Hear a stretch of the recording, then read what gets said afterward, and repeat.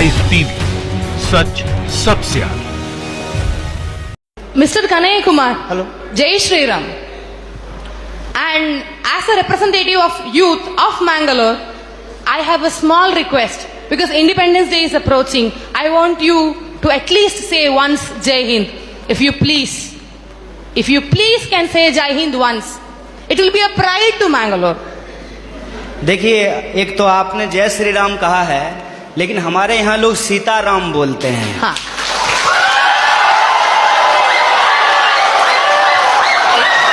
Sitaram. Excuse me. आप लोग सीताराम भी बोलो, ये लोग इनखिलाफ जिंदाबाद बोलेगा, पर मेरा एक ही क्वेश्चन है आपके पास। Dear sir, a few minutes before you have मैं आपके दूसरे सवाल का जवाब दे देता हूँ। नहीं, मुझे नहीं चाहिए आपका जवाब। ये सीताराम जय श्री राम का कोई फर्क कोई पड़ता है तो मेरा जवाब की जवाब नहीं। And one small question, sir.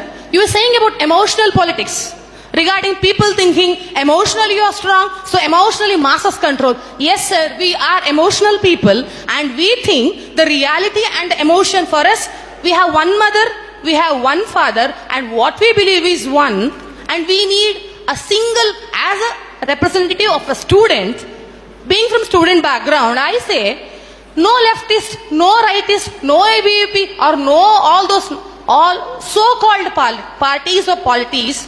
Why don't you stand for one nation? Why don't you stand for one student power? Why do we need one side Zindabad, one side Inkhilab, one side Jai Hind, and one side your favorite Mr. Madam? All those Rams, all whatever it is. Why don't you represent one?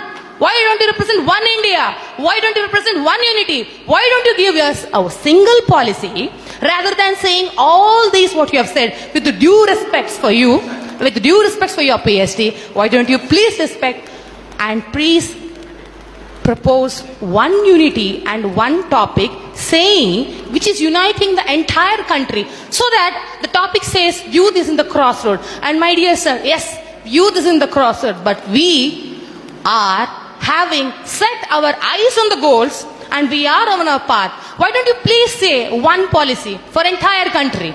And if I permit, and I say, Bhola Bharat Mata ki Jai Hind.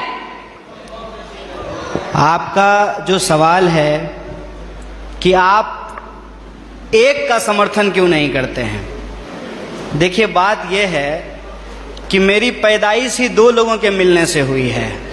मेरे माँ बाप की शादी नहीं होती तो हम पैदा नहीं होते। मेरे माँ और बाप दो लोगों की शादी हुई और ऑब्वियसली शादी होने के बाद जो वो किए होंगे उसके चलते हम पैदा हुए हैं, तो उसमें दो लोग मिले हैं। रही बात कि वन नेशन का क्यों नहीं सपोर्ट करते हैं, तो नेशन तो वन ही है, भारत एक है, इसमें कोई डाउट नहीं है। लेकिन इस एक भारत को रिप्रेजेंट करने वाला जो एक संविधान है उसमें 300 से ज्यादा आर्टिकल हैं, मोर देन 300 आर्टिकल्स हैं उस एक कॉन्स्टिट्यूशन में। और जो आप कह रहे हैं कि वन नेशन, उस वन नेशन को रिप्रेजेंट करने के लिए जो एक पार्लियामेंट है उसमें भी दो सदन हैं, लोकसभा और राज्यसभा, और उसमें से जो चुन करके लोग जाते हैं उसमें भी कोई एक लोग नहीं जाते हैं, उसमें 545 मेंबर्स जाकर के पहुंचते हैं। तो हमारा जो वननेस है वो वननेस एक्चुअली डाइवर्सिटी को रिप्रेजेंट करता है, उसमें डाइवर्सिटी है। और आपने जो सवाल पूछा जय श्री राम आप बोलिए, ये आपकी आज़ादी है, आप जय श्री राम बोलिए, जय हनुमान बोलिए, आपको जो बोलना है बोलिए, क्योंकि इस बात को बोलने की इजाज़त हमको हमारा संविधान देता है। इसीलिए मैं आपसे ये आग्रह करूंगा कि आप कभी कभी उस संविधान की भी जय बोलिए जो आपको बोलने की आज़ादी देता है। और रही बात मेरी, तो मैं आपको बता दूं, मेरा तो जन्म ही मिथिला में हुआ है। मेरा जो घर है वो घर जिस डिस्ट्रिक्ट से मैं आता हूं उसका नाम बेगूसराय है और वो मिथिला में होता है। अगर आप मेरे यहाँ आएंगे तो आपको बड़ी आश्चर्य लगेगी। हमारे गांव में हर साल ये जो अगहन का महीना होता है हिंदी का, उसमें अयोध्या से बारात आती है और लड़के आते हैं बाराती बन करके, और राम लक्ष्मण आते हैं बर बन करके। और हमारे गांव में राम जानकी मंदिर है जहां पे हर साल राम विवाह होता है। और मैं मजेदार बात आपको बताता हूं, मिथिला के जो लोग होते हैं वो राम जी को गाली देते हैं। पता है क्यों? क्योंकि मिथिला राम जी का ससुराल है और इस लिहाज से वो राम जी का को मजाक करते हैं। हमारी संस्कृति में जब शादी ब्याह होता है तो जो बारात आती है तो बारातियों को सारातियों के द्वारा गालियां सुनाई जाती है, उनको गालियां दिया जाता है।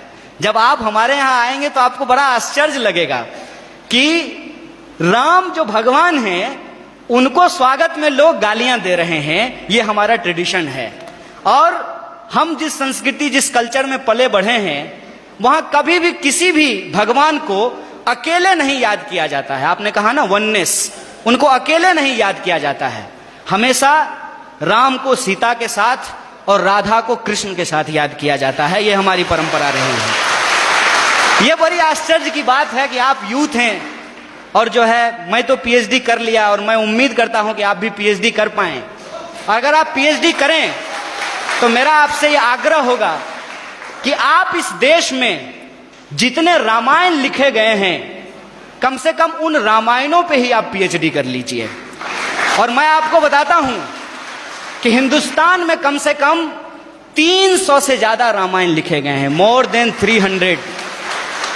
और मैं एक बार हिमाचल गया था। हिमाचल में त्रिलोकनाथ की मंदिर है। मैं आपको कहता हूं इस देश को घूमिए। यह देश इतना शानदार है कि आप इसकी कल्पना नहीं कर सकते हैं। और आपको कई बार अपने आप को छोटा और तुच्छ महसूस होगा कि हम कितना तुच्छ हैं इस देश के सामने।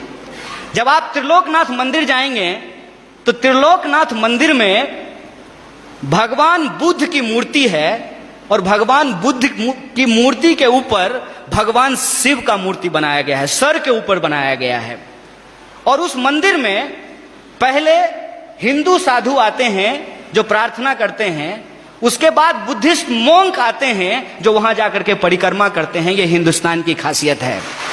यह हिंदुस्तान की खासियत है कि वहां जो लाहौल, मैं उस जिले की बात कर रहा हूं और मैं फैक्चुअली अगर गलत होऊंगा तो आप मुझे करेक्ट कीजिएगा।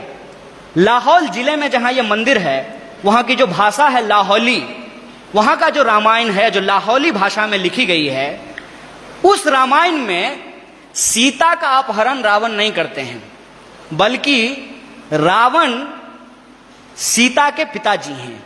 उस रामायण के हिसाब से सीता एक्चुअली रावण की बेटी है लाहौली रामायण के हिसाब से। और राम ने प्रेम विवाह करके सीता से शादी कर ली, इसलिए रावण और राम का युद्ध होता है। यह हिंदुस्तान की खासियत है। देखिए, आई डोंट नो कि आपको किसने और क्यों दिमाग में इन चीजों को डाला है, लेकिन मैं आपको कहता हूं कि इस देश में जो लोग पैदा हुए हैं उनके लिए इससे ज्यादा गौरव की बात नहीं हो सकती है। अगर आप हिमाचल जाएंगे तो आपको महसूस होगा कि आप स्विट्जरलैंड में हैं, और अगर आप मैंगलोर और गोवा के बीच पे सोएंगे तो आपको लगेगा जैसे मियामी के बीच पे लेटे हुए हैं।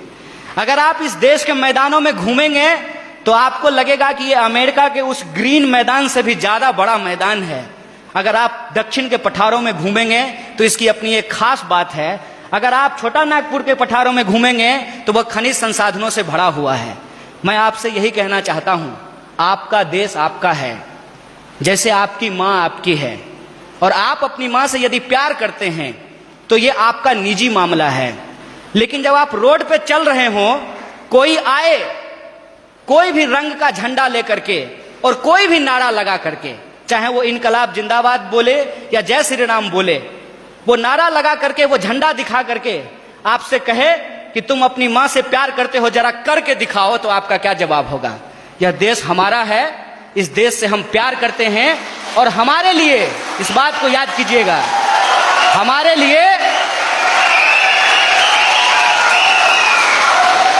लिए प्यार नुमाइश की चीज नहीं है। हम प्रेम करते हैं और अपने दिलों में लेकर के घूमते हैं। बहुत बहुत शुक्रिया, बहुत बहुत धन्यवाद। लाइव टीवी, सच सबसे आगे।